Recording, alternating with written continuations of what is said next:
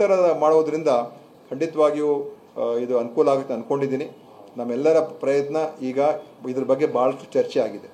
ಈಗ ಇದು ಕಾರ್ಯರೂಪಕ್ಕೆ ಬರ್ತಾ ಇದೆ. ನಾವೆಲ್ಲರೂ ಸೇರಿ, ಅದು ಎಲ್ಲ ರಾಜಕೀಯ ಪಕ್ಷಗಳು, ಸಂಘಟನೆ, ಸಂಘ ಸಂಸ್ಥೆ, ನಾಗರಿಕ ಹಿತರಕ್ಷಣಾ ಸಮಿತಿಗಳು ಮತ್ತು ಎಲ್ಲ ಬೇರೆ ಬೇರೆ ಸಿಟಿಸನ್ಸ್ ಏನು ಬಾಡೀಸ್ ಇದೆ, ಎಲ್ಲರೂ ಕೂಡ ಇದರಲ್ಲಿ ಈಗ ನಾವು ಸೇರಿ ಇದನ್ನು ಚೆನ್ನಾಗಿ ಬೆಂಗಳೂರನ್ನು ಇನ್ನೂ ಚೆನ್ನಾಗಿ ಮಾಡ್ತಕ್ಕಂಥದ್ದಕ್ಕೆ ಇದೊಂದು ಅವಕಾಶ ಆಗುತ್ತೆ ಅಂತ ಆಗೋದಕ್ಕೆ ನಾವೆಲ್ಲ ಪ್ರಯತ್ನ ಮಾಡಬೇಕು ಅಂತ ನಾನು ಹೇಳೋದು ಬಯಸ್ತೀನಿ. ಬೆಂಗಳೂರು ತಂದಿದ್ದೆ ಎಲೆಕ್ಷನ್ ಮಾಡದೇ ಇರೋಕ್ಕೆ ಟಾಕ್ ಇದೆ ಸರ್. ಯಾಕಂದ್ರೆ ಚುನಾವಣಾ ಪೂರ್ವದಲ್ಲಿ ಹೇಳ್ತಾ ಇದ್ರಿ ನಾವು ಒಂದೇ ವರ್ಷದೊಳಗೆ ಬಿಬಿಎಂಪಿ ಚುನಾವಣೆ ಮಾಡ್ತೀವಿ ಅಂತ. ಮೇ 20ಕ್ಕೆ 2 ವರ್ಷ ಆಗ್ತಾ ಇದೆ. ಬಿಬಿಎಂಪಿ ಚುನಾವಣೆ ಬಗ್ಗೆ ಚರ್ಚೆನೇ ಇಲ್ಲ. ಈಗ ಗ್ರೇಟರ್ ಬೆಂಗಳೂರು ಆಗಿದೆ. ಈಗ ಸರ್ವೋಚ್ಚ ನ್ಯಾಯಾಲಯದಲ್ಲೂ ಕೂಡ, ಕೋರ್ಟ್ಗಳಲ್ಲೂ ಕೂಡ ಇದೆ ಇದು. ನಾವು ಅಲ್ಲಿ ಕೋರ್ಟ್ಗೆ ಹೇಳಿದ್ದೀವಿ ಇದು ಆಗಿದ ತಕ್ಷಣ ಮಾಡ್ತೀವಿ ಅಂತ. ಸೊ ನಮಗೂ ಕೂಡ ಈಗ ಕೋರ್ಟ್ ಆದೇಶ ಕೊಟ್ಟೇ ಕೊಡ್ತದೆ. ಇನ್ನೇನು ಇದನ್ನು ಡಿಲೇ ಮಾಡುವಂಥದ್ದು ಇರೋದಿಲ್ಲ. ಆದ್ದರಿಂದ ಆದಷ್ಟು ಬೇಗ ಚುನಾವಣೆಯಲ್ಲಿ ಕೂಡ ಆಗಬೇಕು.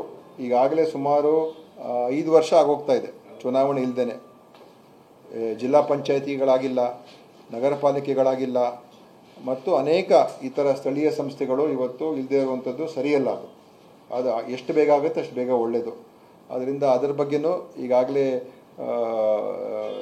ಜಿಲ್ಲಾ ಪಂಚಾಯತ್, ತಾಲೂಕು ಪಂಚಾಯತಿ ಚುನಾವಣೆಗಳು ಮಾಡೋದಕ್ಕೆ ಮುಖ್ಯಮಂತ್ರಿಯವರು ಹೇಳಿದ್ದಾರೆ ಸಚಿವರುಗಳಿಗೆ, RDPR ಮಿನಿಸ್ಟ್ರಿಗೆ, ಅದೆಲ್ಲ ತಯಾರಿಕೆ ಮಾಡಿಕೊಳ್ಳಿ ಅಂತ. ಸೊ ಅದು ಶೀಘ್ರಗತಿಯಲ್ಲಾಗಲಿ, ಬೆಂಗಳೂರಿನ ಚುನಾವಣೆ ಕೂಡ ಆಗಲಿ.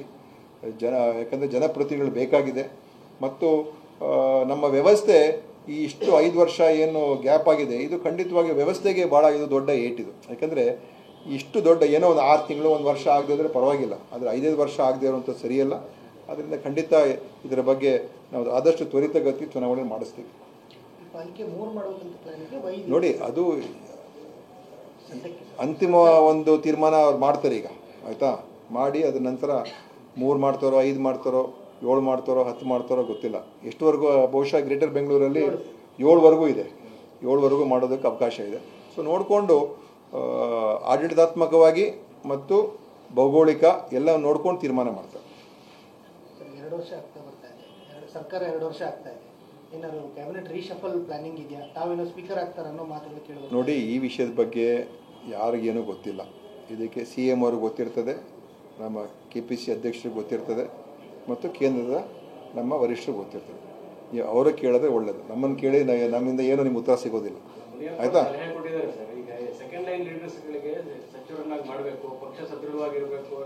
ಮುನಿಯಪ್ಪ ಅವ್ರ ಸಲಹೆ ಒಳ್ಳೆಯ ಸಲಹೆ.